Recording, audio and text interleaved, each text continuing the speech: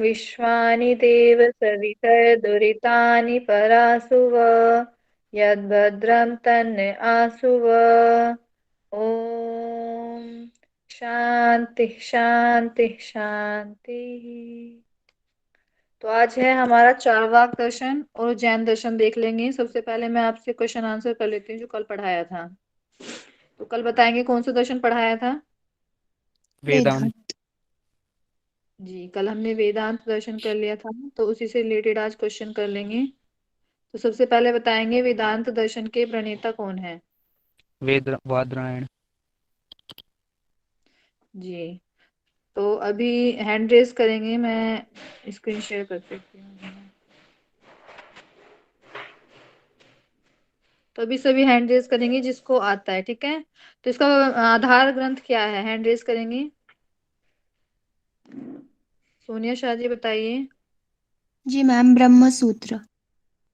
जी, ब्रह्म सूत्र ही क्यों बोलते हैं इस ग्रंथ को? क्या विशेष बात है ब्रह्म सूत्र नाम रखने की? क्योंकि इसमें ब्रह्म को जानने के लिए ज्यादा बताया गया है, जिसमें ब्रह्म सिद्धांत की व्याख्या वगैरह भी बताई गई है, तो इसलिए इसे ब्रह्म सूत्र कहते हैं। इसीलिए वो आधार ग्रंथ है। बहुत अच्छे। अभी हैंड रेस करेंगे इसको।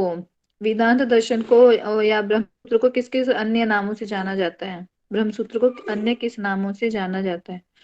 कुंज विहारी जी बताइए। Yes ma'am. मैम, उत्तर मीमांसा भी बोलते हैं, शारीरिक मीमांसा, शारीरिक सूत्र। वेदांत सूत्र भी 4 नाम बताए थे मैंने वेदांत। Last time. ठीक है। मैम एक बार रिपीट कर दीजिए ना वो नाम। जी, वेदांत सूत्र, शारीरिक सूत्र, शारीरिक मीमांसा, उत्तर मीमांसा। अब क्वेश्चन है, शंकर का समय काल कब से कब तक था? मनोज पाल जी बताइए। जी मैम, 788 से 820 ईस्वी तक। जी, कितने वर्ष था इनका समय काल? 32 वर्ष था मैम। जी, नेक्स्ट क्वेश्चन है, ब्रह्म सूत्र के कितने अध्याय हैं और उनमें क्या क्या वर्णन किया गया? कौन अच्छे से बताएगा? शैली विज जी बताइए। मैम 4 अध्याय बताए गए हैं। पहले अध्याय में ब्रह्म के बारे में ही बताया गया है। दूसरे अध्याय में उन्हीं बातों का तर्क के साथ पुष्टिकरण किया गया है ब्रह्म के बारे में, और जो विरोधी दर्शन है उनका खंडन किया गया है। तीसरे में साधना के सूत्र बताए गए हैं, साधना कैसे की जाती है उसके बारे में सूत्र हैं। और चौथे में मुक्ति प्राप्त करने के लिए मुक्ति से क्या क्या फल मिलते हैं उसके बारे में बताया गया है। जी, बहुत अच्छे। सभी आज अच्छा आंसर दे रहे हैं। मनोज जी, कुंज विहारी जी, बहुत अच्छा आंसर दिया सभी ने। तो नेक्स्ट क्वेश्चन है मेरा, हैंड रेस करेंगे। वेदांत दर्शन के कितने संप्रदाय हैं मुख्य? तुषार बालाजी बताइए। 4 संप्रदाय। जी। अद्वैतवाद, विशिष्ट अद्वैतवाद, द्वैत और द्वैत अद्वैत। जी, बहुत अच्छा। तो हैंड रेस करेंगे, अद्वैतवाद के जो संप्रदाय के प्रवर्तक हैं कौन हैं? मनोज पाल जी बताइए। जी मैम, शंकर। जी, आयुषी सिंह जी बताइए, विशिष्टाद्वैतवाद के प्रवर्तक। रामानुज। जी, पूजा गुरु जी द्वैतवाद के बताइए आप। मध्वाचार्य। जी, वाणी जैन जी बताइए द्वैताद्वैत के। निम्बकाचार्य। जी, बहुत अच्छे। तो इनको डिस्क्राइब कौन कर सकता है? अद्वैतवाद को कौन बताएगा? हैंड रेस करेंगे। पुष्पलता जी बताइए। अद्वैतवाद में शंकराचार्य ने ब्रह्म और जीव को एक ही माना है, इसलिए उसको अद्वैतवाद बोला है। राइट है मैम? जी, बहुत अच्छा। विशिष्टाद्वैतवाद को कौन बताएगा? दीक्षा जी बताइए। Diksha ji. Yeah, yeah. It's Vishishtadvaita by the Ramanuj actually. So Brahma, Jada Jagat और आत्मा, ये तीनों का मतलब क्वालिफाइड, मतलब he discussed about this one, all three. जी, और कौन बताना चाहेगा इसको, विशिष्ट अद्वैत को? बहुत अच्छा बताया दीक्षा जी ने। सोनिया शाह जी बताइए। जी मैम, इसमें बोला है कि इन तीनों मतलब एक ब्रह्म, ईश्वर, आत्मा और जीव, ये तीनों को बताया गया है। संसार को चलाने के लिए ईश्वर, मतलब ईश्वर चलाता है आत्मा के द्वारा, और जीव जड़ जगत को चलाते हैं। तो ऐसे बोला गया है कि इन तीनों को भी एक ब्रह्म ही चलाता है। तो दोनों बातें कही गई है कि ब्रह्म एक तत्व भी बताया है, और संसार को चलाने के लिए ये तीनों भी बताए गए हैं। तो इसलिए इसको विशिष्ट अद्वैतवाद बोलते हैं। जी, बहुत अच्छे। तो द्वैतवाद कौन बताएगा, हैंड रेज करेंगे? रानी जैन जी, आप बताएंगी द्वैतवाद?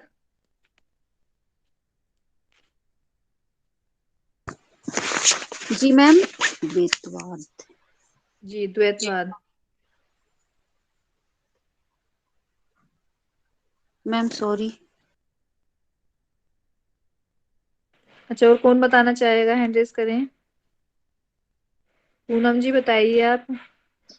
हाँ जी मैम, द्वैत यानी दो, यानी उन्होंने ब्रह्म और जीव को अलग अलग दो माना, इसलिए द्वैतवाद। जी, द्वैत अद्वैत कौन बताना चाहेगा?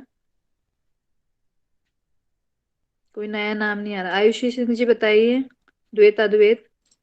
Yes ma'am. एक मत से ये बोला गया है कि मतलब एक मत या दृष्टि से कि उन्होंने दो तत्वों को माना है, ब्रह्म और जीव, और एक दृष्टि से उन्होंने सिर्फ ब्रह्म को माना है। इसलिए ये द्वैत अद्वैत, मतलब एक में एक तत्व को माना है और दूसरे में दोनों तत्वों को भी माना है, दो दृष्टियों से। जी, बहुत अच्छा। तो अभी सत्ताओं पर आते हैं। सत्ताएं कितनी बताई हैं शंकर जी ने, और कौन कौन सी? पूजा गौर जी बताइए। प्रातिभाषिक सत्ता, व्यावहारिक सत्ता, पारमार्थिक सत्ता। जी, बहुत अच्छे। अब प्रातिभाषिक सत्ता कौन बताएगा?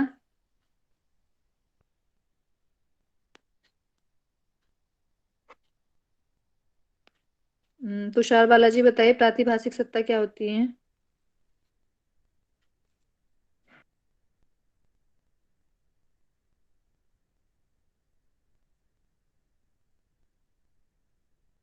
रानी जैन जी, आप बताइए।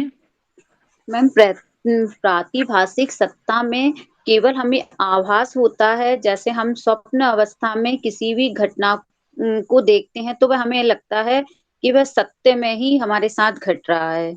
इसे प्रातिभाषिक सत्ता कहते हैं। जी, बहुत अच्छा, बहुत अच्छा। व्यावहारिक कौन बताएगा? रितिका जी, आप बताइए व्यावहारिक सत्ता। व्यावहारिक सत्ता जागृत अवस्था होता है, और वो हमारा, हम जो जगत में रहते हैं वही व्यावहारिक सत्ता है।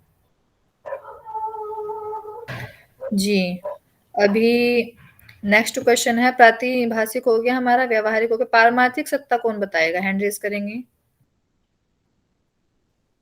योग की फिटनेस जी, आप बताइए।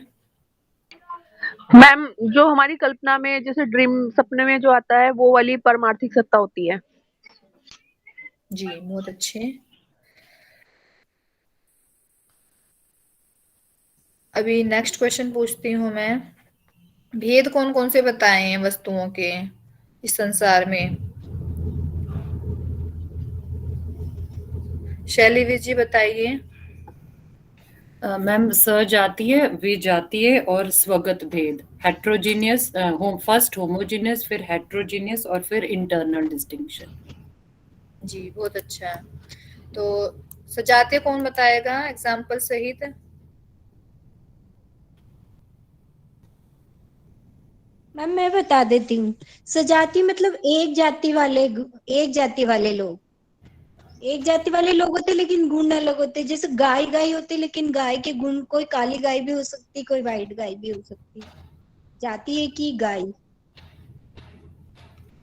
जी, विजातीय कौन बताएगा?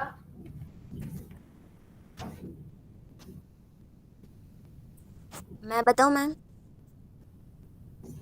जी, बताइए। जब दो असमान वस्तु में भेद, जैसे गाय और घोड़ा।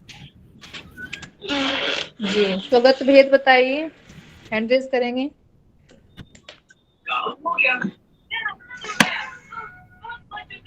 मनोज पाल जी बताइए स्वगत भेद।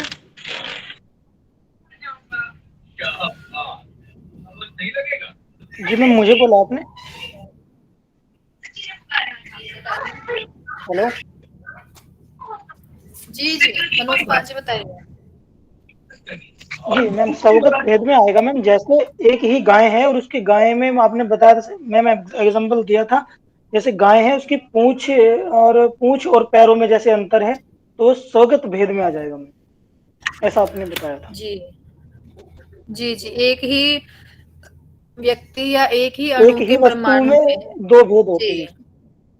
जी जी। जी जी, एक ही वस्तु में जो भेद होता है, सजातीय बताया था मैंने कि एक जाति में, विजातीय बताया था दो जाति में, स्वगत में उसी के अंदर एक ही वस्तु के अंदर। बहुत अच्छा बताया आपने। जी।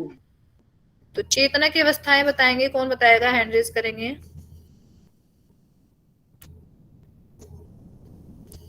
बताइए तुषार बालाजी।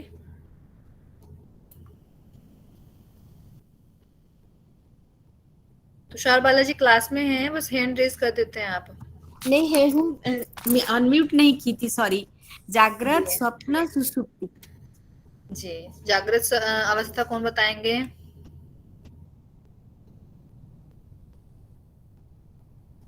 योग की फिटनेस जी बताइए, जागृत स्वप्न सुषुप्ति तीनों अवस्थाएं बताइए आप। मैम, जिसमें एक ही व्यक्ति को ब्रह्म जगत की चेतना रहती है, जैसे टेबल, पुस्तक, पंखा, इसमें चेतना रहती है। जी, ये कौन सी अवस्था है।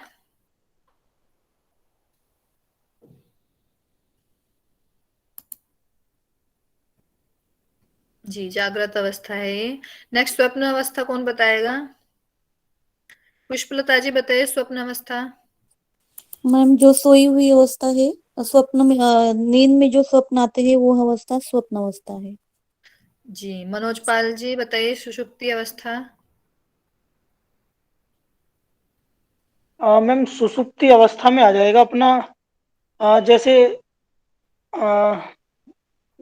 जैसे नींद में स्वप्न आते हैं वो, सॉरी मैम, मैं सही से बता नहीं पाऊँ।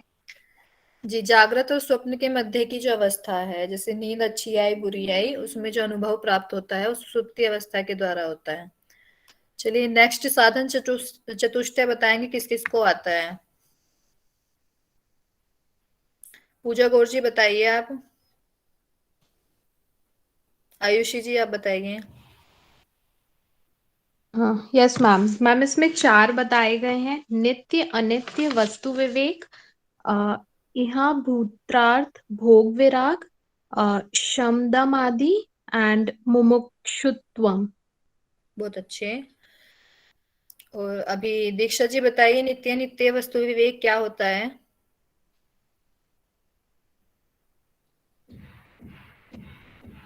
हाँ मैम। आयुषी जी आप बताइए। जी दीक्षा जी बताइए।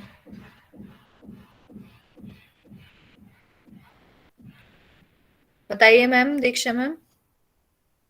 Yeah, it's nitya nitya. It's like vastu vivek. The difference between the vastu. What do you say? The yes, I'm not able to give the full. Ayushi ji आप बताएंगे। मैम जो साधक है उसको कौन सी वस्तु नित्य है और कौन सी वस्तु अनित्य है, इसके बीच का भेद का ज्ञान होना चाहिए। वो कहलाएगी नित्य अनित्य वस्तु विवेक। जी विवेक के द्वारा। तुषार बाला जी बताइए नित्य क्या है और अनित्य क्या है। नित्य का ना उत्पत्ति होता है ना विनाश होता है, वो नित्य है। और जिसका उत्पत्ति और विनाश होता है वो अनित्य है। शैली जी आप बताइए, यह भूतार्थ भोग विराग क्या होता है।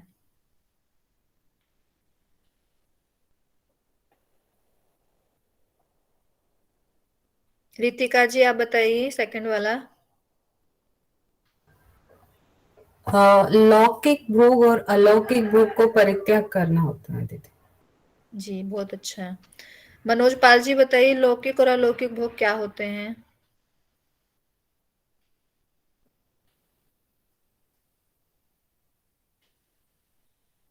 मैम नहीं बता पाऊंगा। सोनिया शाह जी, हैंड डाउन तो कर लीजिए, ऐसा लगता है आपको आता है इस टॉपिक से रिलेटेड जी सभी। मैम, लौकिक मतलब जो संसार के भोग है उसको बोलते हैं लौकिक, और परलौकिक मतलब स्वर्ग के जो भोग है उनको बोलते हैं। जी बहुत अच्छे। पुष्पलता जी बताइए, शम दम कौन कौन सी षट संपत्ति हैं, नाम बताइए उनका। शम दम श्रद्धा समाधान उपरति तितिक्षा। बहुत अच्छे। योग की फिटनेस जी बताइए, श्रम क्या होता है। सोनिया शाह जी। मन का संयम। जी रितिका जी बताइए, दम क्या होता है। इंद्रियों का नियंत्रण। जी मनोज पाल जी, श्रद्धा बताइए। श्रद्धा होता है मैम जो शास्त्रों पर, हम वेद आदि जो होते हैं ना हमारे, गीता पुराण, उन पर विश्वास करना। बहुत अच्छा। कुंज विहारी जी आप बताइए, समाधान क्या होता है। मैम नहीं पता। और किसी पता है बताए। मैं बताऊं मैम? जी बताइए। चित्त का ज्ञान के साधन में लगाना, चित्त को ज्ञान के साधन में लगाना समाधान होता है। बहुत अच्छा। उपरति कौन बताएगा। आयुषी सिंह जी बताइए उपरति। मैम विक्षेप कार्यों से विरत होना, ऐसे कार्य जो हमें हमारी साधना से भटका रहे हैं उनसे अपने आप को विरक्त कर लेना या अलग कर लेना। बहुत अच्छा। तितिक्षा बताइए पुष्पलता जी। द्वंद्वों को सहन करना, जैसे ठंडी गर्मी। बहुत अच्छा। मुमुक्षुत्वम बताइए कुंज विहारी जी। मैम मोक्ष की प्राप्ति की इच्छा हो। बहुत अच्छा। अब बताइए पंचीकरण सिद्धांत किस किस को आता है, वही हैंड रेज करे केवल, जो पंचीकरण सिद्धांत में बता सके। जी तो बताइए, कुंज विहारी जी बताइए पंचीकरण क्या होता है सिद्धांत। मैम जो हमारे पंच महाभूत हैं, स्थूल महाभूत, उनसे मतलब सूक्ष्म महाभूत से वो उत्पन्न होते हैं। तो आपने बताया था अब वन आगे ओवर ये टू। बताएंगे। जी जी सोनिया शाह जी जी बताएंगे अब आगे। जी मैम, जैसे कोई स्थूल पंचमहा मतलब कोई स्थूल बनाना है, मतलब स्थूल आकाश को अगर बनाना है तो उसमें हाफ जो है वो सूक्ष्म भूत होगा, सूक्ष्म आकाश भूत होगा, और बाकी का जो हाफ है तो उसमें बाकी के चारों को समान मिलाया जाता है, मतलब 1/8, जिसमें वायु, अग्नि, जल और पृथ्वी, बाकी के जो सूक्ष्म भूत है तो वो 1/8 जैसे मिलाने के बाद स्थूल आकाश तैयार होता है। तो वैसे ही बाकी के स्थूल भूत भी तैयार होते हैं। जी पुष्पलता जी बताइए, स्थूल वायु को बनाने के लिए कौन कौन से एलिमेंट्स लेंगे। स्थूल वायु के लिए आधे पार्ट में सूक्ष्म वायु आएगा, और बाकी के जो है तो वो जो है वो 1/8 आएंगे। जैसे जी कौन कौन आकाश, से अग्नि, जल और पृथ्वी है 1/8 में, उसको डिवाइड किया जाएगा। बहुत अच्छा बहुत अच्छा। शैली जी बताइए, स्थूल अग्नि के लिए कौन कौन से एलिमेंट्स लेंगे हम। उसमें हाफ सूक्ष्म अग्नि और प्लस 1/8 जल, 1/8 आकाश, 1/8 पृथ्वी। वायु भूल गए आप। आकाश, आकाश, वायु, जल और पृथ्वी आएगा। हाँ जी बहुत अग्नि को अच्छा। बनाने के लिए। हाँ राइट। जी बहुत अच्छा बताया सभी ने, पंचीकरण सभी को अच्छे से समझ आया है। इसी तरह हमारे जल और पृथ्वी भी बन जाएंगे, तो हमारा वेदांत दर्शन कंप्लीट हो गया। अभी हम देखेंगे मीमांसा दर्शन, सॉरी ये चारवाक दर्शन को देखेंगे हम, ठीक है। तो चारवाक दर्शन के लिए मैं स्क्रीन शेयर कर रही हूँ, मतलब चारवाक दर्शन। मैम ये जो जैन और बौद्ध और चारवाक, ये सिलेबस में है। जी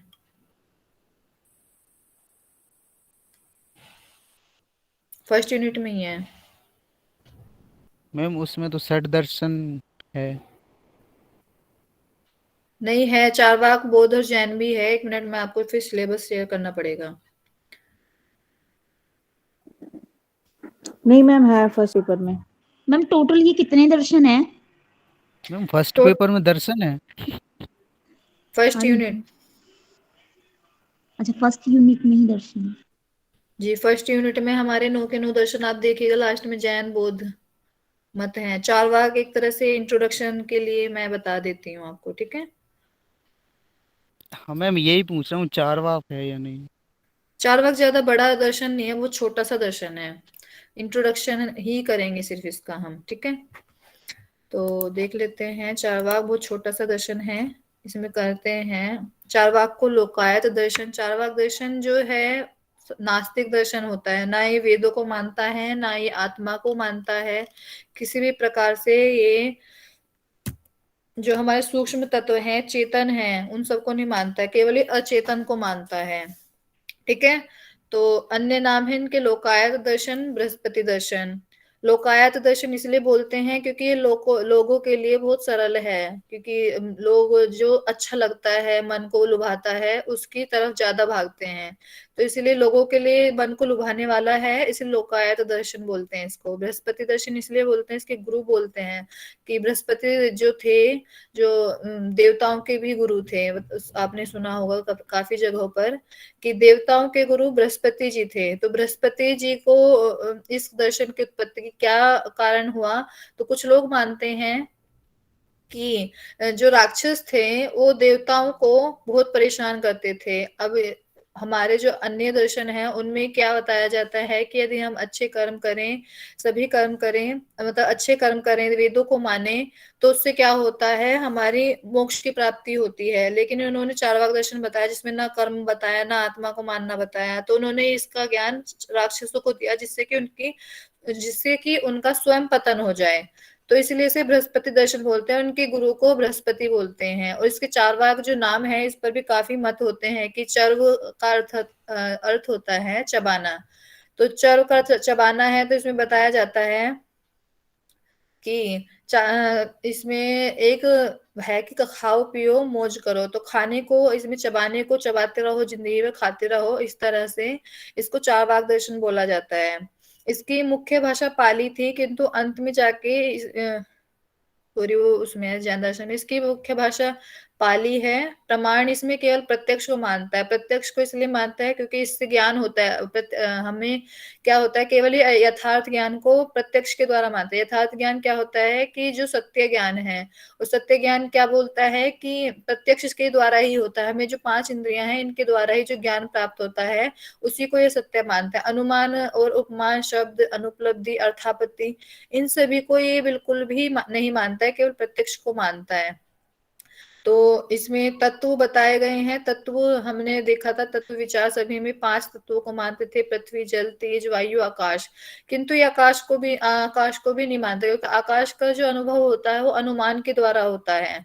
तो इसमें बोलता है आकाश ना हमें दिखाई देता, ना उसका प्रत्यक्षीकरण होता है, इसलिए केवल 4 तत्वों को मानता है, पृथ्वी, अप, तेज, वायु। अप है हमारा यहाँ पे जल, ठीक है। अनात्मवाद, आत्मवाद होता है जो आत्मा को माने। यहाँ पे अनात्मवाद है, अर्थात आत्मा को नहीं मानता। ये बोलता है आत्मा कुछ नहीं है, आत्मा और शरीर एक ही है। तो आत्मा और शरीर के लिए तर्क भी देता है, मैं खाता हूँ, मैं सोता हूँ। इसमें हम आत्मा और शरीर को अलग अलग तो नहीं बोलते हैं, ये हम मैं बोलते हैं। इस तरह से बोलता है कि आत्मा कुछ नहीं है, शरीर का ही एक अंग है। इसके आचार्य बताया मैंने चार्वाक हैं, ठीक है। और प्रथम सूत्र है इसका, अर्थात तत्व व्याख्या से हम अपवर्ग के लिए, अर्थात मुक्ति के लिए बोलता है मरणमेव अपवर्ग। मृत्यु हो गई तो आपको मोक्ष की प्राप्ति मिल गई, और जब तक मृत्यु नहीं हुआ आपको मोक्ष नहीं मिला। ये मृत्यु को ही मोक्ष मान लेता है, अन्य कर्मों को नहीं मानता है। पुरुषार्थ चतुष्टय आपने पढ़ा होगा, धर्म, अर्थ, काम, मोक्ष। तो ना ये मोक्ष को मानता है और ना धर्म को मानता है। धर्म को इसलिए नहीं मानता है क्योंकि वेदों को नहीं मानता है। वेदों में बताई गई बातें जो मतलब करने योग्य बताए जाते हैं, मैंने बताया था, जो करने योग्य बताए जाते हैं उसे धर्म बोलते हैं, जो करने योग्य नहीं है उसे अधर्म बोलते हैं। तो धर्म अधर्म को नहीं मानता है क्योंकि वेदों को भी नहीं मानता है, केवल अर्थ को मानता है और काम, इच्छा जो जिसकी हमें आवश्यकता होती है डेली यूज में, अर्थ की और काम की। अर्थ अर्थात संपत्ति, पैसा कमाना, काम होती है इच्छा, जीवन यापन के लिए, खाने की इच्छा, रहने की इच्छा, अच्छा पहनने की इच्छा, इन सब को मानता है, केवल अर्थ और काम को। ये था हमारा छोटा सा चार्वाक दर्शन। अब इसमें तो कोई डाउट वाली बात नहीं है, छोटा सा था। यदि किसी जी वो लास्ट 3 को एक और बार एक्सप्लेन कर दीजिए प्लीज। जी रितिका जी, इसमें प्रथम सूत्र बोला है अर्थात तत्व व्याख्या स्वयं, इसमें केवल एक ही तत्व को मानता है ये,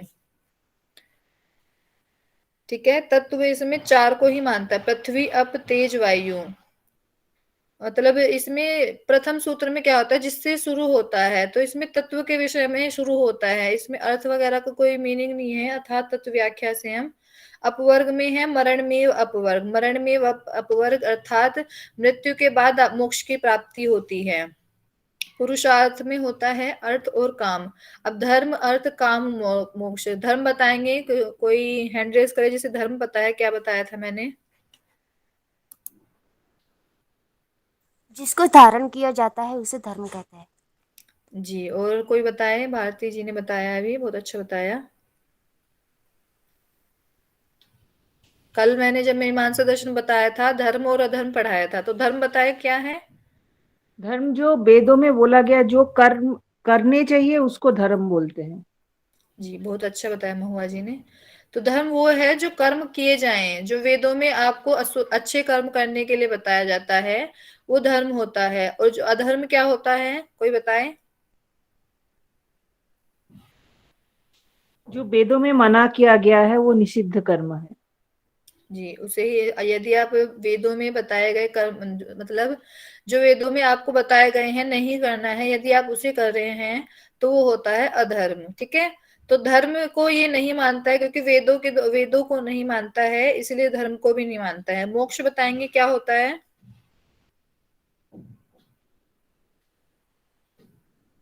कोई विद्वान है कक्षा में? 33 में से कोई एक, 4 में से, क्या मैम? 34 में से मोक्ष क्या होता है?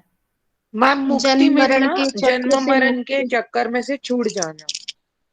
जी, ये होता है मोक्ष। तो ये जन्म मरण अर्थात जो मोक्ष क्या होता है, सभी कर्मों से मुक्ति पा जाना। तो लेकिन ये कर्म सिद्धांत को नहीं मानता है कि हम बुरे कर्म करेंगे तो हमें बुरा फल मिलेगा, अच्छे कर्म करेंगे तो अच्छा फल मिलेगा, इसलिए कर्म को भी नहीं मानता है। ये बोलता है जो भी है आपका इसी जीवन में मिलना है, इसका भोग करो और मर जाओ, आगे इसी में आपकी मुक्ति हो जाएगी, दोबारा दूसरा जन्म मिलेगा, उसमें भी आपको अच्छे अच्छे से खाना है, फिर अपना जीवन यापन करना है, और आपकी समय आने पर मृत्यु हो जाएगी। ठीक है, यही है। तो ना ये धर्म को मानता है और ना मोक्ष को मानता है, केवल अर्थ और काम को मानता है। अर्थ क्या होता है, हम दैनिक जीवन में देखते हैं कि हम जैसे हम पढ़ाई भी कर रहे हैं इस समय, ये तो है नहीं कि हम ज्ञान अर्जन के लिए कर रहे हैं, हम नेट का कर रहे हैं, जेआरएफ कर रहे हैं कि पैसा मिलेगा, पीएचडी में एडमिशन लेंगे, उसके बाद प्रोफेसर बनेंगे, उसमें भी सैलरी मिलेगी अच्छी खासी, इसलिए कर रहे हैं। तो हम सब जो है पैसे के लिए ही इस जीवन में रहते हैं, तो ये अर्थ को मानता है। ठीक है, इसी तरह ये काम को मानता है केवल। ये काम क्या होता है, इच्छाओं की तृप्ति। ठीक है, इच्छाएं जो हैं हमारी, उनकी तृप्ति होनी चाहिए बस, चाहे वो आप उससे उधार लो, लूट खसोट करो, कुछ भी करो, लेकिन आपकी इच्छाओं की पूर्ति होनी चाहिए। आपके जो मन में है कुछ अच्छा खाने का है, वो पूर्ति होनी चाहिए, चाहे आप किसी को मारो, किसी से उधार लो, कुछ भी लो, लेकिन इस जीवन में आपको जो है वही मिलेगा, अगले जन्म में आपको कुछ नहीं मिलना है। तो इस तरह से ये अर्थ और काम को मानता है। काम होता है इच्छाओं की पूर्ति, अर्थ होता है पैसा कमाना, ये सब। ठीक है, ये हमारा छोटा सा चारवाक दर्शन था। इसके बाद हमारा मैम जैन दर्शन है। इसमें चारवाक दर्शन में जी, मैम इसमें जो प्रणेता है वो बृहस्पति जी हैं या चारवाक हैं? चारवाक, इसमें प्रणेता में बहुत ज्यादा वो है, प्रणेता मैंने इसीलिए यहाँ पे लिखा नहीं, केवल आचार्य हैं, या तो बृहस्पति हैं और चारवाक है। कोई मतलब चारवाक दर्शन का मैं बताती हूँ, चारवाक दर्शन में कोई ग्रंथ नहीं मिला है। तो चारवाक दर्शन कब किस तरह से प्रतिफलित हुआ? हमारे जो दर्शन है उसमें 3 भाग होते हैं। सबसे पहले सामने वाले दर्शन का विषय में रखना कि चारवाक दर्शन ने ये बोला है, फिर दूसरे पक्ष में होता है उसका खंडन करो कि नहीं, इसने ये सब गलत बोला है, ऐसा नहीं है, अपने तर्क देना। फिर तीसरा होता है अपने दर्शन को प्रतिस्थापित करना, पहले सामने वाले के तर्क रखे, फिर उसका खंडन किया। तीसरे में है कि अपना पक्ष रखना, कि अपने दर्शन को रखना। जैसे न्याय दर्शन है, उसको पहले जैसे कोई है दर्शन, जैसे सांख्य दर्शन है, तो पहले उसने न्याय दर्शन के विषय में बताया कि न्याय दर्शन इस तरह से बातें करता है, फिर उसका खंडन किया कि नहीं, जो सांख्य दर्शन है केवल 3 प्रमाण को मानता है। कौन कौन से है, कोई बताए सांख्य दर्शन के प्रमाण? प्रत्यक्ष, अनुमान और अनुमान आगम। और आगम। जी, प्रत्यक्ष 3 अनुमान शब्द आगम हैं, 3 प्रमाण है। तो चौथा प्रमाण कौन सा है न्याय का? शब्द। उपमान। उपमान। आगम। उपमान। जी, आगम और शब्द एक ही उपमान। है, तो ध्यान रखेंगे। जी, उपमान है। जी सॉरी तृप्ति मैम। जी। जी जी, कोई नहीं, ध्यान से पढ़िए, ठीक है, 1 घंटा है केवल, इसमें आपको अच्छे से ध्यान लगाना है। तो आगम और शब्द एक हुआ, तो सांख्य दर्शन जो है वो उपमान को नहीं मानता है। तो सब उसने पहले बताया कि न्याय दर्शन 4 प्रमाण को मानता है, फिर वो उसका खंडन करता है उपमान को लेकर कि उपमान ऐसे है, बेकार है, मतलब उपमा को हम नहीं मान सकते, यथार्थ ज्ञान नहीं मान सकते हैं। तो फिर अपना पक्ष रखता है कि 3 ही प्रमाण अच्छे हैं और उनकी प्रतिपुष्टि करता है।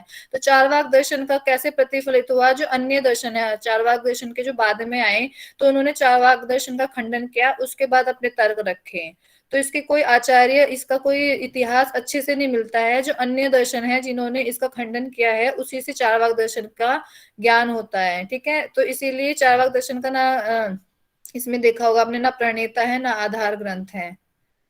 तो चारवाक दर्शन के ना प्रणेता है ना आधार ग्रंथ है, नाम हो जाएगा वो भी अन्य अन्य मतलब अलग अलग मतों के द्वारा। लोकायत दर्शन कोई मत बोलता है, बृहस्पति दर्शन कोई मत मैम बोलता है। वैसे हमें बताया भी गया था और हमने पढ़ा भी था कि बृहस्पति जी को मानते हैं वही गुरु अब तक मानते तो। हैं ना, जी जी। बृहस्पति जी को। मैंने स्टार्टिंग में बताया कि कुछ लोग मानते हैं कि बृहस्पति जी ने, क्योंकि राक्षस जो है देवता को परेशान करते, जो मैंने पूरी कहानी शुरू में सुनाई थी कि राक्षस जो थे देवता को परेशान करते थे, तो राक्षसों का पतन के लिए बृहस्पति जी ने चारवाक दर्शन की उत्पत्ति की थी। तो यही है कि अलग अलग मतों से हैं। कोई चारवाक को भी बताता है कि कोई चारवाक नाम का व्यक्ति था, उसने ही ये सब मत रखे हैं अपने, और उसके वही उसका आचार्य है, वही उसका प्रणेता है। तो इसमें बहुत ज्यादा वाद विवाद है चारवाक दर्शन में, कुछ भी तो मैम ऐसे। यहाँ से अगर क्वेश्चन बनेगा, ये जो आपने परिचय दिया है, तो इसमें फिर हम क्या करेंगे? इसमें चारवाक दर्शन से क्वेश्चन बहुत कम ही बनते हैं। इसमें भाषा मेन जो होता है ना, इसका कॉन्सेप्ट एक तो प्रमाण का होता है, एक तत्व विचार होता है कि कौन कौन से तत्व मानता है। तो मैंने बताया 4 तत्व मानता है। और इसमें पुरुषार्थ पूछ सकता है कि नीति में आता है, ये नीति विचार में कि पुरुषार्थ में कौन कौन सा मानता है। तो अर्थ और काम, तो 3 चीजें याद रखनी है आपको, प्रमाण विचार, तत्व विचार और नीति विचार। और अपवर्ग के विषय में और आत्मा के विषय में, ईश्वर के विषय में।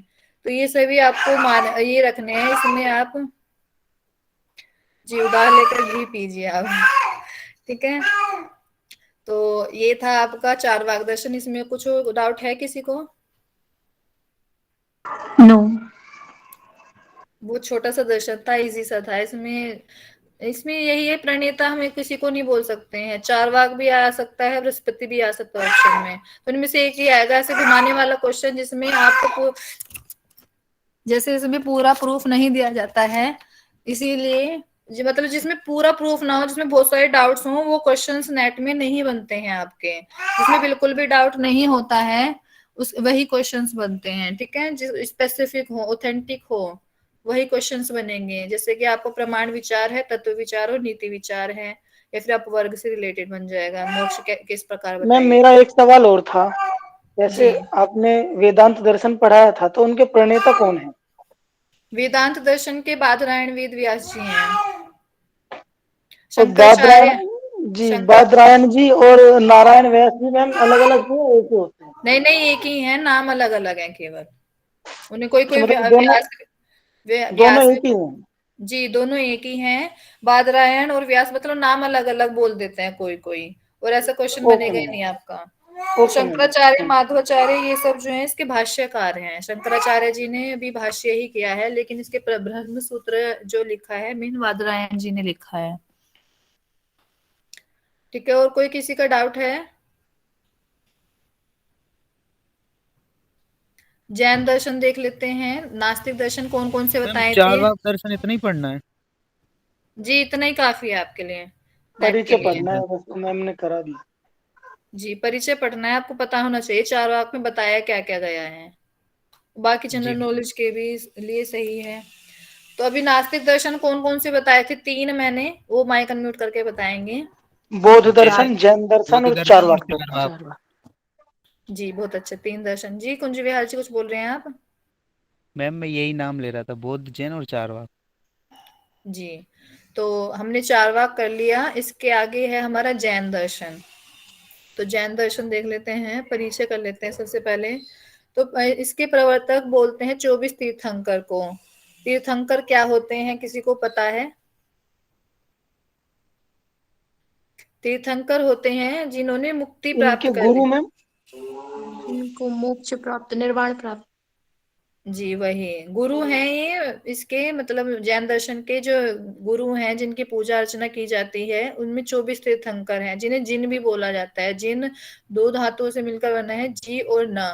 जी होता है, जी का अर्थ होता है विजय, विजय, जी का अर्थ होता है विजय, तो इसमें जिन का अर्थ हो जाएगा विजय प्राप्ति करना। विजय किस प्रकार की प्राप्ति? मोक्ष प्राप्ति को बोला गया है विजय।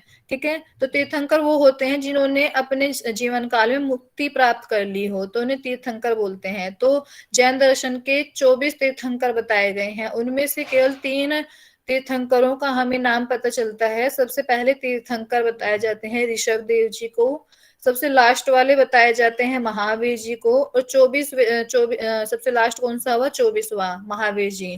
फिर 23वां हो जाएगा हमारा पार्श्वनाथ जी। तो ये 3 तीर्थंकरों के नाम हमें मिलते हैं। बाकी अन्य तीर्थंकरों का जो है मौन मिलता है, मतलब इनके नाम, अन्य जो तीर्थंकर हैं हमारे, उनके नाम 21 तीर्थंकर बचते हैं इसके अलावा, तो उनके नाम कहीं भी हमें नहीं मिलते हैं। यदि हम ग्रंथ पढ़े शायद मिल जाए। तो जो मैं बुक पढ़ रही हूँ उसमें इनके अन्य तीर्थंकर के नाम नहीं बताए हैं। उन्होंने बताया कि मौन हो जाते हैं सभी इसमें जब तीर्थंकर के नाम देखे जाते हैं। तो सबसे पहला तीर्थंकर आपने देख रहा है ऋषभ देव, 24वां तीर्थंकर है हमारा महावीर जी, और 30वें तीर्थंकर हैं पार्श्वनाथ जी। तो ये 24 तीर्थंकर हैं हमारे जैन दर्शन के। इसका आधार ग्रंथ है तत्वार्थ धिगम सूत्र। तो इसमें भाषा पहले कुछ और थी, लेकिन बाद में संस्कृत हो गई, और इस संस्कृत में ही है ये ग्रंथ भी। तत्वार्थ धिगम सूत्र, ये ग्रंथ का ही नाम है इतना लंबा, तत्वार्थ धिगम सूत्र। तो ये याद रखेंगे। और ये जो दर्शन है वेद विरोधी है, वेदों को बिल्कुल नकारता है, और अनीश्वरवादी है, ईश्वर को नहीं मानता है, आत्माओं को ये असंख्य मानता है। और संप्रदाय इसके 2 हैं। असंख्य अर्थात जैसे सांख्य दर्शन आत्माओं को कई मानता है, इसी प्रकार यह दर्शन भी आत्माओं को अलग अलग मानता है, असंख्य मानता है। ठीक है, संप्रदाय इसमें 2 हैं, श्वेतांबर और दिगंबर। इसके विषय में किसी को पता हो श्वेतांबर दिगंबर क्या है? बताइए जी, बताइए पुष्पलता जी। श्वेतंबर है कि जो सफेद कपड़े पहनते हैं वो उनको श्वेतंबर कहा है, और जो दिगंबर है जो नग्न रहते हैं, वो कपड़े ही नहीं पहनते, उनको दिगंबर कहा है। बहुत अच्छा मैम, अंबर यानी कपड़ा, जिसका अंबर श्वेत है वो श्वेतांबर, और दिगंबर यानी दिग यानी आकाश, आकाशी जिसका अंबर है वो दिगंबर।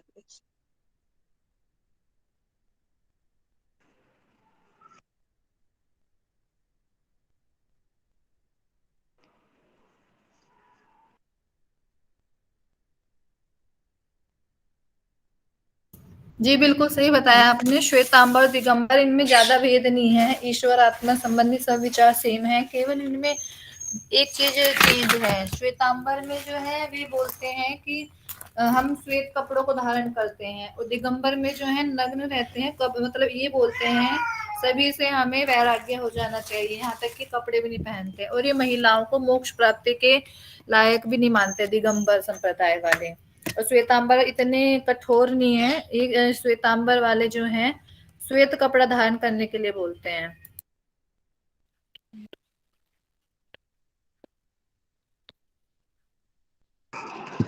दिगंबर का मीनिंग क्या बताया था आपने मैम, पूनम मैम? दिग जिसका अंबर है, यानी दिग यानी आकाश, आकाशी जिनके कपड़े हैं वो दिगंबर। Thank you ma'am.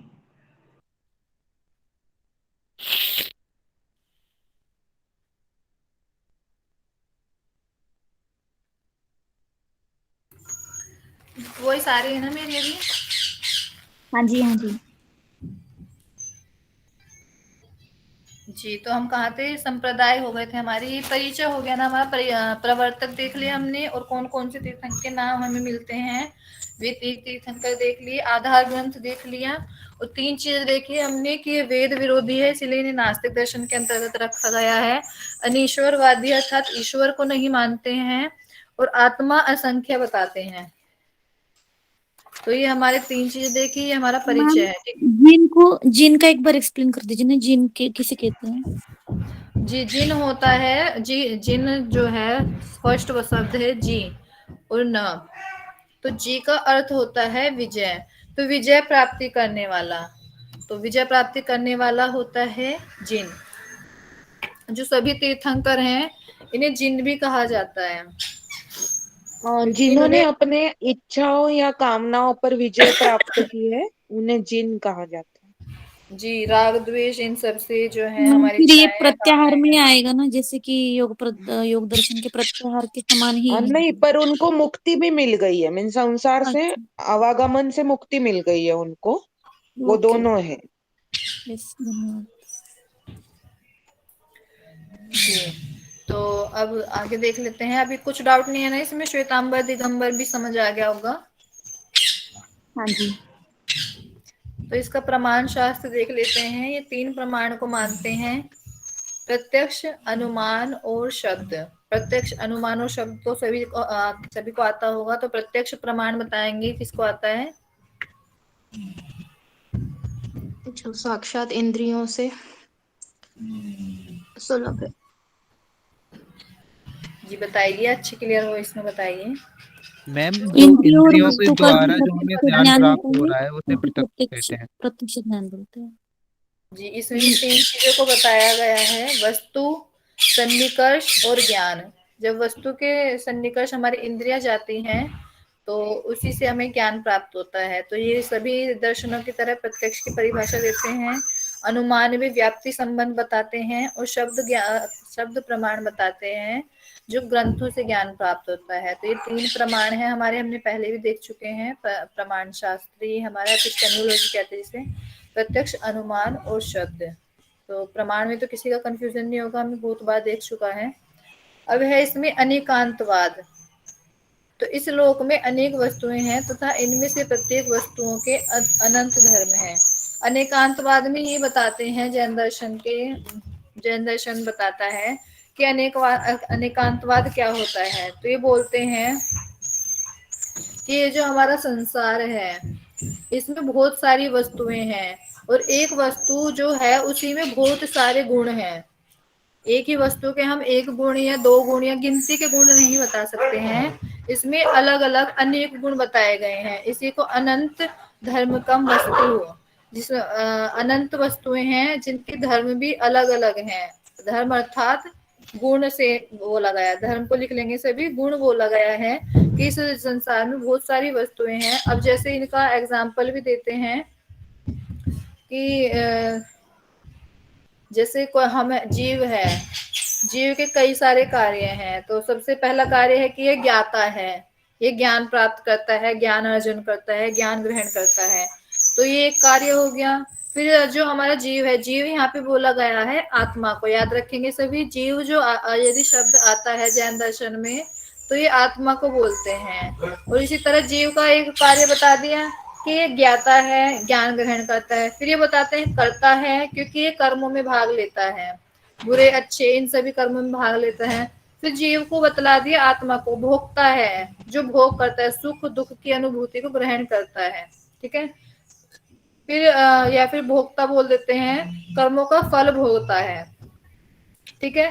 इस तरह से जो है जीव के कई सारे कार्य बता दिए, इनका एग्जाम्पल दे दिए इन्होंने जीव के विषय में।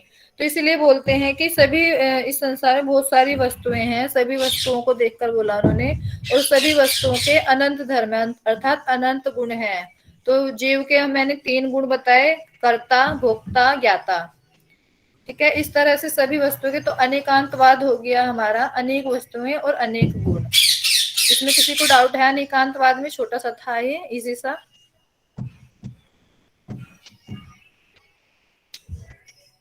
मैम जीव का क्या बोला? कर्ता, भोक्ता और ज्ञाता ना? जी जीव को बोला है कर्ता, भोक्ता, ज्ञाता। कर्ता बताएंगे अभी क्या बताया मैंने? जो कर्मों कर्म में को भाग लेता करता है। है।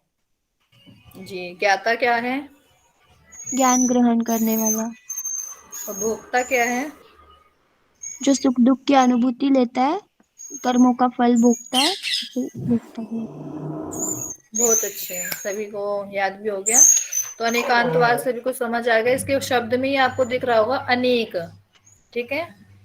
अनेक अर्थात तो कई सारे, मैनी। अनेक का मीनिंग इंग्लिश में हो जाएगा मैनी। तो ये हो जाएगा हमारा अनेकांतवाद। इसमें किसी को डाउट नहीं है ना?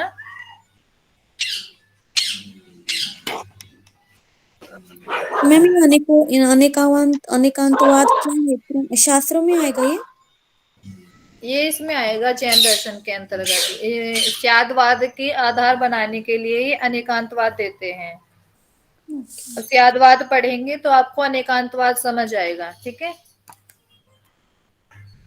तो स्यादवाद क्या होता है, तो इसमें एक एग्जांपल बताती हूँ मैं कि 6 अंधे हैं, ठीक है। अब वहां पे 6 अंधों को कहा हाथी को देखो। अब वे कैसे देखेंगे, हाथ के द्वारा महसूस करके, ठीक है। हाथ के द्वारा टच करेंगे, उसके बाद बताएंगे कि क्या देखा, मतलब क्या महसूस किया उन्होंने, क्या ज्ञान प्राप्ति हुए, ठीक है। तो एक अंधे ने तो पकड़ा पैर, दूसरे अंधे ने पकड़ी सूंड, एक ने पकड़ी पूंछ, एक ने पकड़ा पेट, ठीक है, एक ने मस्तक पकड़ा और एक ने छाती को पकड़ा हाथी की, ठीक है। और एक ने कान को छुआ। तो सबसे पहला पैर जिसने पकड़ा हाथी का, अंधे ने, तो उसने कहा हाथी खंबे के समान है, ठीक है। और जिसने सूंड को पकड़ा उसने कहा अजगर सांप के समान है। जिसने पूंछ को छुआ उसने कहा रस्सी के जैसा है। एक ने छुआ पेट को तो उसने कहा दीवार जैसा है, क्योंकि हाथी बहुत बड़ा होता है और यदि हाथी का पेट पकड़ेंगे आप तो दीवार के समान कठोर आपको महसूस होगा। यदि और एक अंधे ने पकड़ा मस्तक को तो उसने बताया ये तो छाती के समान है, जैसे कि एक मनुष्य की छाती होती है उस तरह से उसको मस्तक उसको महसूस हुआ, ठीक है। और एक ने कान को पकड़ा तो उसने बताया कि ये पंखे के समान है हाथी। तो 6 लोगों ने अलग अलग तरीके से इसका मत दिया। तो इसीलिए इन्होंने बोला कि जब आपको, जैसे हम हैं, मनुष्य हैं, इस संसार में बहुत सारी वस्तुएं हैं, जैसे अनेकांतवाद में बताया है, अनेकांतवाद में कि बहुत सारी वस्तुएं हैं और उनके बहुत सारे गुण हैं। और ये आप ऐसे नहीं बोल सकते कि एक ही गुण है, तो इसके लिए हम स्यात लगाते हैं। तो जैसे मैं कोई वस्तु देखी हमने, अब आपने रसगुल्ला है वो खाया तो उसका गुण बतलाया कि मीठा है। अब उसमें एक दूसरा गुण भी है सॉफ्टनेस का। तो यदि आप बोलते हैं मीठा है तो आपको बोलना चाहिए शायद मीठा को बोल देंगे शायद मीठा है, शायद मीठा मीठा है, शायद मीठा है। और फिर बोलेंगे शायद नाश्ती। तो इसमें क्या है, आप समझिए ना, एग्जाम्पल दिया मैंने कि एक वस्तु के कई गुण है। अब हाथी को जिस तरह से 6 उन्होंने अलग अलग तरीके से छुआ तो उन्होंने अपना पक्ष रखा, तो एक लेकिन उनका पक्ष क्या है, गलत है। इसी तरह हम इस संसार को देखते हैं, हमारी आत्मा इस संसार को देखती है, हम एक ही पक्ष देखते हैं, दूसरा पक्ष इस संसार का हमें नहीं पता है। और यदि हम बोलते हैं एक ही गुण को जानकर उसे बतलाते हैं कि ऐसा है तो यह गलत है। इसके लिए हमारा जो आंसर है वो गलत ना हो कि रसगुल्ला मीठा है, उसके लिए हम स्यात लगाएंगे, स्यात मीठा है, ठीक है। इसी तरह हम बोलेंगे यदि कुछ आपको नहीं पता है, जैसे आपको क्वेश्चन किया जाए क्या राम मोहन में वो सॉरी राम कमरे में है, तो उसके राम कमरे में नहीं है आपको दिख रहा है, तो आप बोलेंगे स्यात नास्ती, पहले तो था या बाद में आएगा, तो स्यात नास्ती। और इसी तरह एक होता है स्यात अस्ति च नास्ति च। जैसे आप खाना खाए, आपने आधा खाना खा लिया और आधी अभी भूख है, तो आपसे कोई पूछेगा भूख है तो आप बोलेंगे स्यात अस्ति च नास्ति च। अर्थात जैसे एक एग्जांपल इसका है कि यदि आपको खाना, आपको आपका आधा पेट भरा हुआ है और खाने का मन भी नहीं है, आधा मतलब आधा खाली है आपका पेट, तो आप उसके लिए क्या बोलेंगे, स्यात अस्ति च नास्ति च। भूख के लिए पूछा जाए यदि आपको क्या आपको भूख है, तो स्यात अस्ति च नास्ति च। अस्ति का अर्थ होता है और नास्ति का अर्थ होता है नहीं है। तो अनेकांतवाद इसीलिए शादवाद को प्रूफ करने के लिए अनेकांतवाद का पहले बताया गया है जैन दर्शन में, उसके बाद स्यादवाद बताया गया है। तो ये हमारे 7 युक्तियां हैं जिसके द्वारा हम कभी भी गलत नहीं हो सकते हैं। स्याद अस्ति शायद है, स्याद नास्ति शायद नहीं है, स्याद अस्ति च नास्ति च शायद है और नहीं है, स्याद अव्यक्तम। यदि आप किसी वस्तु के विषय में नहीं बता पा रहे, जैसे मनोज पाल जी हैं, कुछ क्वेश्चंस नहीं बता पा रहे थे, तो उसमें क्या बोलते हैं वो स्याद अव्यक्तम, ठीक है। वो क्या बोलते स्याद अवक्तव्यम बोलेंगे, ठीक है। तो इसमें स्याद अव्यक्तम क्यों बोल रहे हैं, क्योंकि क्या पता ये थोड़ा सा आज पढ़ लें और कल को आंसर दे दें, तो स्यात् अव्यक्तम, क्या पता उन्हें आता हो और व्यक्त नहीं कर पा रहे हो वो, तो ये हो जाएगा इसके लिए स्यात् अव्यक्तम। इसी तरह स्यात् अस्ति च अव्यक्तम, है तो लेकिन व्यक्त नहीं कर पा रहे हैं। स्यात् नास्ति च अव्यक्तम च, है नहीं लेकिन व्यक्त नहीं कर पा रहे हैं, है हो भी सकता है। स्यात् अस्ति च नास्ति च अव्यक्तम च, है भी नहीं भी और व्यक्त भी नहीं कर पा रहे हैं। ठीक है, ये हमारे 7 जैन दर्शन में बताए गए हैं। ठीक है, तो इसमें ज्यादा हार्ड नहीं है याद करने के लिए। पहले अस्ति नास्ति याद कर लो, फिर दोनों को एक साथ ले आओ, फिर अवक्तव्यम याद कर लो, उसमें फिर अस्ति नास्ति ऐड कर दो, लास्ट में अस्ति नास्ति दोनों ऐड कर देने हैं। याद करने के लिए ये अच्छा ऑप्शन है, इजी है। तो ये याद बात समझ आ गया होगा सभी को, कठिन तो नहीं लगा किसी को? No ma'am. स्याद अस्ति का अर्थ बताएंगे, क्या बताया मैंने? शायद है। शायद है। स्यात् नास्ति शायद नहीं है। नहीं है। शायद नहीं है। स्यात् अस्ति च नास्ति च अव्यक्तम च, शायद है, शायद नहीं है और अव्यक्त भी है। जी। बता स्यात् अव्यक्तव्यम क्या होगा? व्यक्त नहीं कर पा रहे हैं। जी। तो इस तरह से आप इसको, अपने आंसर को गलत भी ना हो और आप अपना आंसर सही कर दें। तो एग्जाम्पल याद रखेंगे अनेकांतवाद के लिए और स्यातवाद का, हाथी वाला, 6 जो अंधे वाला था, जिन्होंने अलग अलग तरीके से अलग अलग चीजें देखी और अपना मत रखा। इसी प्रकार हम डेली लाइफ में भी देख सकते हैं, कोई बिल्डिंग है, आप जिधर बैठे हैं उधर से पीली है लेकिन दूसरी साइड से रेड है, तो आप बोलेंगे स्यात लाल है। ठीक है, क्योंकि आपको दूसरी साइड का नहीं पता, क्या पता पीली है नीली है किस कलर की है, तो आप स्यात लगाते हैं जैन दर्शन में। जैन दर्शन में छोटी छोटी बातों का बहुत ध्यान रखा जाता है, इसलिए वचनों का बहुत ज्यादा ध्यान रखा जाता है। जी पूनम मैम, जी। ये किसी इंसान को भी लागू होगा क्या? जैसे अभी मैं हूँ सपोज, तो मैं ऑफिस जाती हूँ तो मेरे ऑफिस वाले बोलेंगे ये बहुत घमंडी है, फिर मेरे घर वाले बोलेंगे नहीं ये तो बहुत अच्छी है, यानी मेरा एक रूप नहीं है, मैं सब जगह अलग हूँ। जैसे लोग मुझे देखते हैं वैसा मेरे बारे में बोलते हैं कि ये ऐसी है। तो जैन दर्शन में बोलते हैं कि किसी भी व्यक्ति के लिए या वस्तु के लिए अपना मत नहीं बनाए, मीन्स वही ऐसे। है, इसीलिए इन्होंने अनेकांतवाद बताया है। गुण अलग अलग होते हैं, जैसे पूनम जी ने बताया, कुछ लोगों के लिए मतलब ये बहुत सॉफ्ट हार्टेड हैं, किसी के लिए बहुत हार्ड दिखती हैं, तो इसीलिए जिन्होंने जैसा देखा उन्होंने वैसी मति बनाई है, इस तरह नहीं बनानी चाहिए। और इसीलिए इन्होंने बताया कि स्यात जो वर्ड है इसका उपयोग करना चाहिए, जिससे कि आप गलत ना हो। ठीक है मैम, फिर स्यात का मीनिंग क्या आएगा? फिर वस्तु और दो जीव भी आएगा ना? स्यात का अर्थ आएगा शायद। शायद आएगा। इसका संस्कृत वर्ड है स्यात। मैम, इससे क्वेश्चन कैसे बनेगा?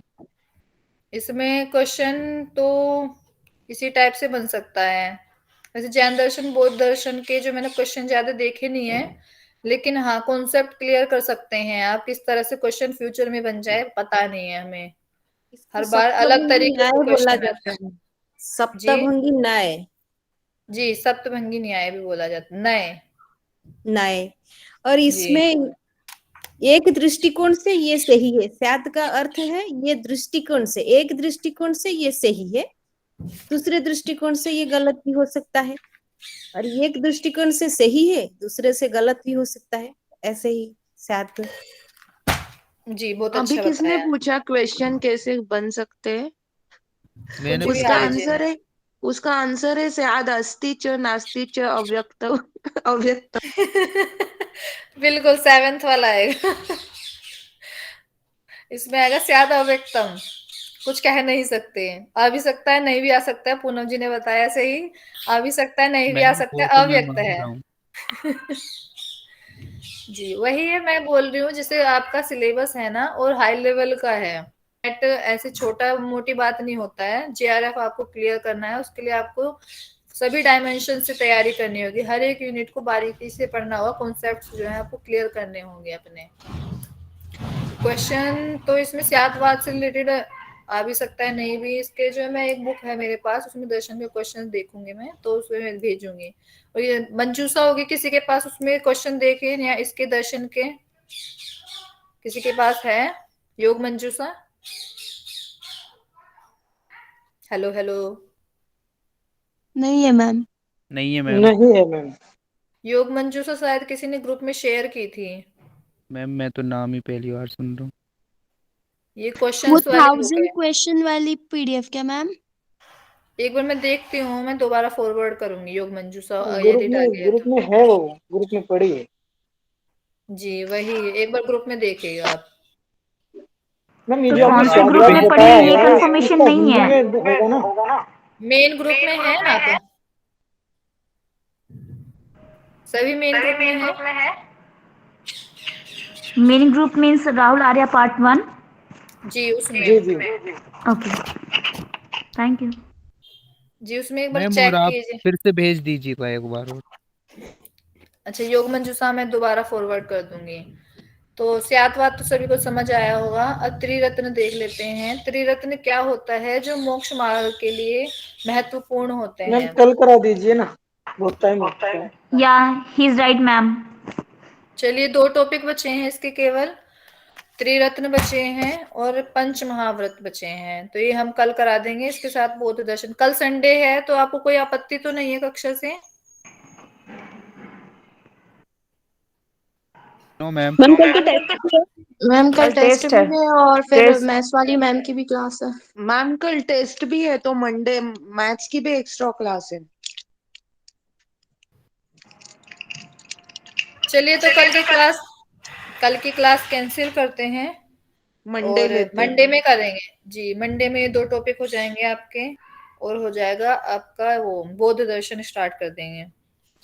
मैम ये दिखा दीजिए ना, ये कितना पढ़ना है और अभी जैन दर्शन कितना बाकी है? त्रिरत्न और ये है, 2 है। मैम मेरे को हिमांशी इसमें मैम, अभी एक तक चीज आप समझ कितने नहीं आ दर्शन पढ़ा चुके हो? दर्शन हमने पढ़ा।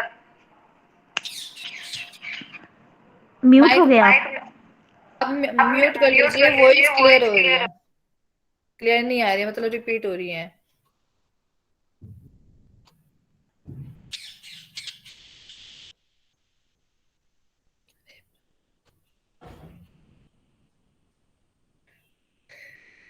तो दर्शन मैंने न्याय, वैशेषिक, सांख्य, मीमांसा, वेदांत ये कंप्लीट हो चुके हैं। और आज चारवाक कंप्लीट हो गया, जैन दर्शन हाफ हुआ है, और फिर बौद्ध दर्शन भी है। अभी 9 दर्शन है टोटल। योग दर्शन नहीं कराया मैंने। योग दर्शन आपका सत्येंद्र जी करा रहे हैं। बाकी 8 दर्शन मैं करा रही हूँ। 6 लगभग कंप्लीट हो गए हैं। 2 दर्शन बचे हैं, उसमें जैन दर्शन हाफ हो गया है और बौद्ध दर्शन बचा है। अभी पहले प्रेयर वो कर लेते हैं, प्रेयर, उसके बाद रिकॉर्डिंग कौन ऑफ करेगा? मैम एक छोटा सा क्वेश्चन है। मैम शायद बौद्ध दर्शन से क्वेश्चन आया था ना? जी मैं क्वेश्चन शेयर कर दूंगी। अभी इस एग्जाम का बोल रहे हैं आप? हाँ जी, मेरे ख्याल से बौद्ध दर्शन से क्वेश्चन आया था। मेरे मैम याद न्याय है दर्शन से भी आया था। फर्स्ट पेपर में न्याय दर्शन और मीमांसा दर्शन का क्वेश्चन आया था। एक तो कॉमन वाला, और एक और क्वेश्चन आया था न्याय दर्शन का। 2 क्वेश्चन आए थे फर्स्ट पेपर में प्रमाण संबंधी। बहुत और मैम ट्विस्टेड था जितना मैम, आपने वो कराया है समझ में उसको ही नहीं आ रहा था उसमें क्या